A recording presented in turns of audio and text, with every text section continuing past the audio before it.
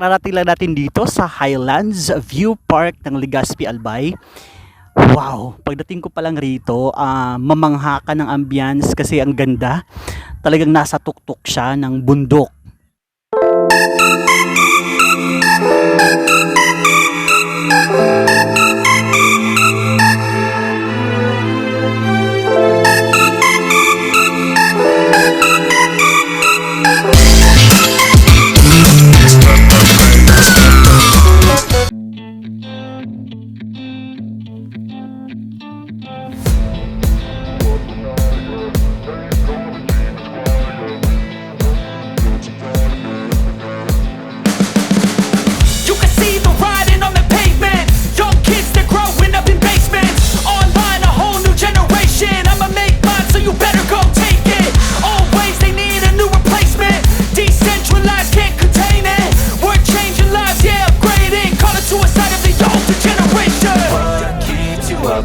Yeah, make all the demons quiet. Yeah, we were built to thrive. Yeah, I think that we've all had enough. What keeps you up at night? Yeah, make all the demons quiet. Yeah, we were built to thrive. Yeah, I think that we've all had enough. Oh, yeah, I think that we've all had enough.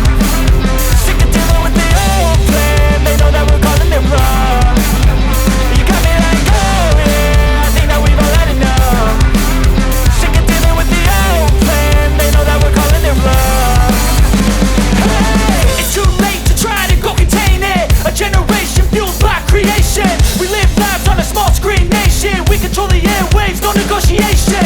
I refuse to think we need saving. Something good will come from creation. And when we think that the world is too anxious, we'll adapt, evolve, survive and save it. What keeps you up at night? Yeah, make all the demons quiet. Yeah, we were built to thrive. Yeah, I think that we've all had enough. So, kararating lang natin dito sa Highlands View Park ng Legazpi, Albay. Wow, pagdating ko pa lang rito, mamangha ka ng ambience kasi ang ganda. Talagang nasa tuktok siya ng bundok. And then, kitang-kita yung Mount Mayon. Pag-iikot ko yung camera, ito.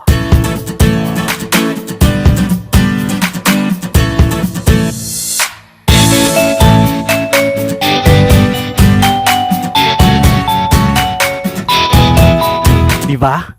Ang ganda rito, and then ang entrance is just 30 pesos for adult.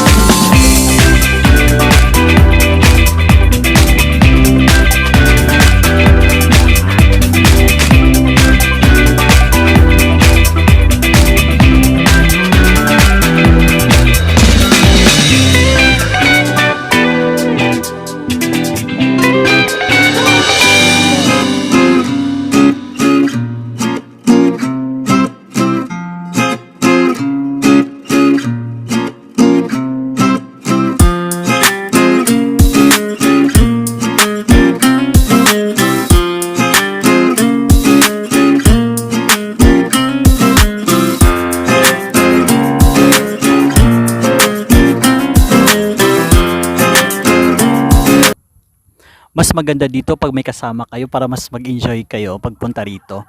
Kasi pag alone kayo, okay din naman pero wala kayong kausap. But if in case na mas marami kayo, mas natutuwa kayo. And then of course yung stall na marami dito, it's more than 10 stall. You have lots of options. Meron kayong mga milk tea, may mga pizzang available, and then in front of the stall ay may mga corresponding mga upuan. So may makikita kayong mga upuan doon. And then may mga designs yung mga upuan. Mayroong mga plasticware lang na upuan. Meron din namang mga made of cement. Pero alam ko you do have designs with different colors. Tapos mayroon ding mga pang-baby na design. Sa back part ng stall, mayroong mga ano doon, may mga ano din, may mga upuan din, pero different angle naman dito sa Highlands. Kung wala kayong pwesto sa front part, meron din naman dito sa may likod na part ng sa likod ng part ng Highlands. So marami kayong makikita at marami kayong pwedeng kainan rito kasi nga para mga Filipino cuisine or mga Filipino dishes naman dito. So at saka mas mas mura yung mga pagkain dito. So every time na kakain kayo tapos marami kayo tapos chip in kayo, ambag-ambagan kayo, worth yung pera nyo. Kasi ang mura, the entrance is just 30 pesos. Imagine mo yon, 30 pesos yung entrance. So mura talaga. So bago ko makalimutan, yung soft opening ng Highlands Legazpi View Park is July 30, 2 p.m. So di ba ang bago-bago pa lang? So ibig sabihin, yung mga stall niya hindi pa fully furnished kasi pa siya, ongoing pa siya. So mahaba pa yung area. Iikot ko yung camera ha, ganyan.